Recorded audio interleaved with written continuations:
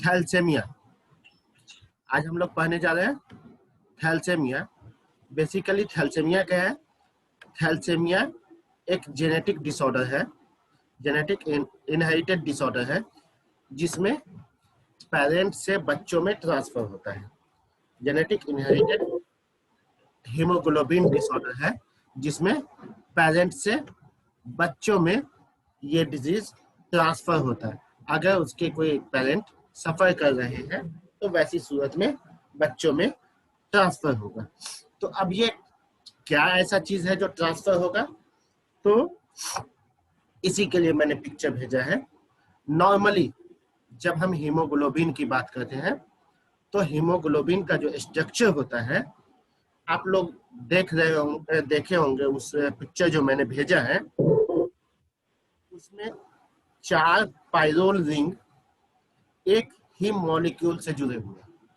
4 pyrrole ring एक haem molecule से जुड़े हुए हैं, और जब ये एक सिंगल पेंटागोनल जो स्ट्रक्चर, उसको क्या कहा जाता है? Pyrrole ring. एक सिंगल जो स्ट्रक्चर है पेंटागोनल, उसको कहा जाता है पायरोल रिंग।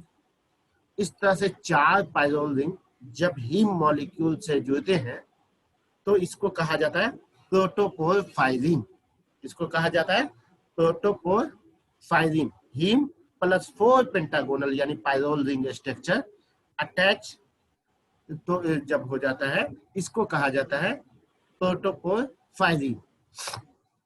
अब इस प्रोटोपोरफायरिन से जब कभी भी एक ग्लोबुलिन चेंज होता है, जब कभी भी एक ग्लोबुलिन चेंज होता है, तो ये हमारा कहलाता है हीमोग्लोबिन मोनोमर।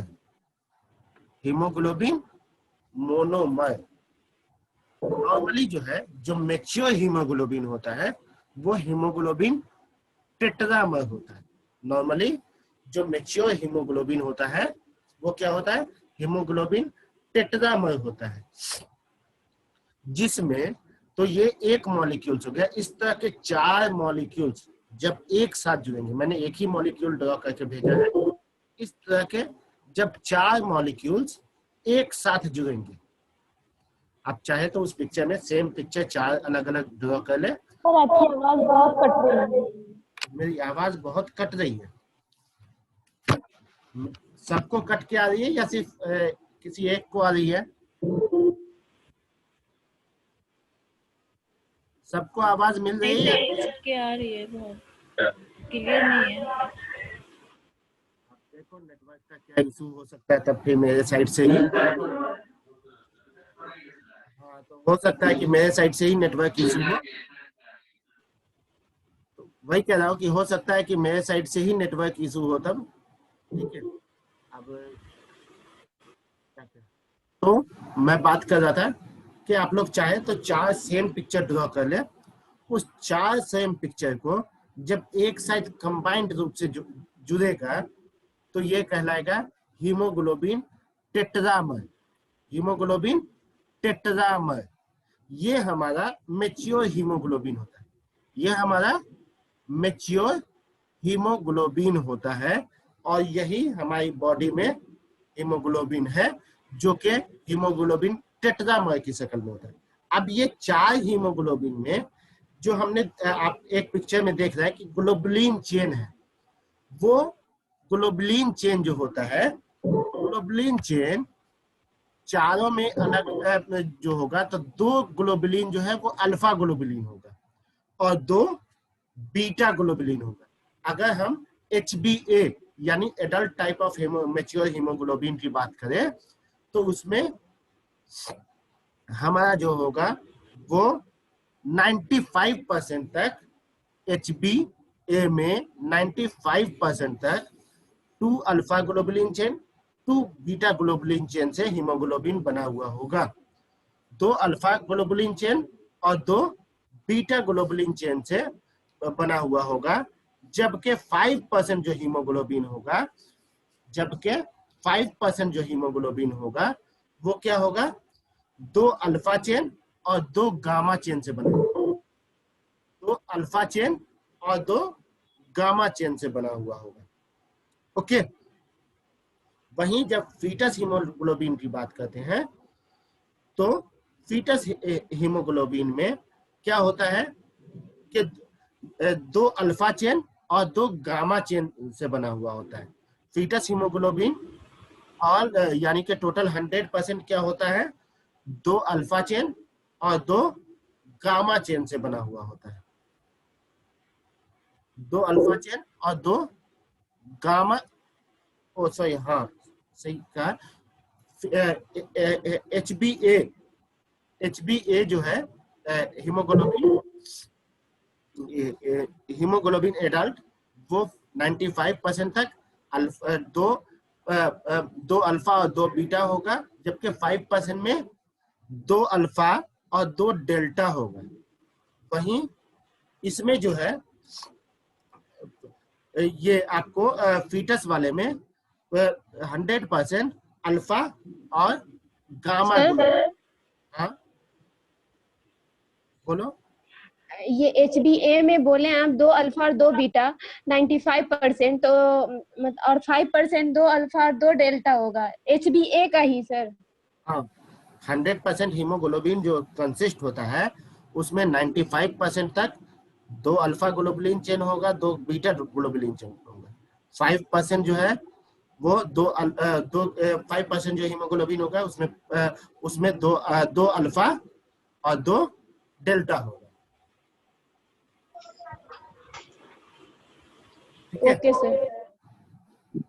अब वहीं आपको अगर फीटस हीमोग्लोबिन HbF की बात करें तो सारे के सारे फीटस हीमोग्लोबिन जो होंगे वो क्या होंगे, अल्फा 2 अल्फा और 2 गामा से बने हुए होंगे। तो थैलेसीमिया में क्या होता है कि थैलेसीमिया में ये जो ग्लोबुलिन चेन है, ये जो ग्लोबुलिन थैलेसीमिया, हाँ बोलो आसिफ।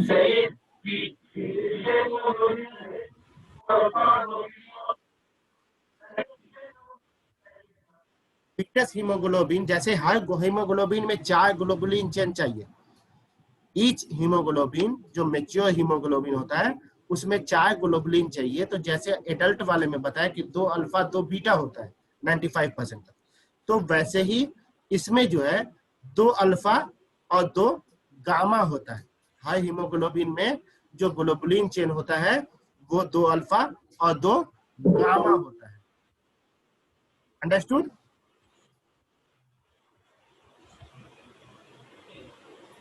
ओके, तो यही पे बात है कि जो हमारा थैलेसीमिया होता है, जो हमारा थैलेसीमिया होता है, उस थैलेसीमिया में क्या होता है कि तो फिर HbA2 क्या होता है? HbA2 yes sir. A2 तो जो है वही ये हो गया ना, जब गामा चेन से बना हुआ होता है उसको HbA2 5% में होता है। जो गामा चेन से बना हुआ होता है उसी को A2 कहा जाता है।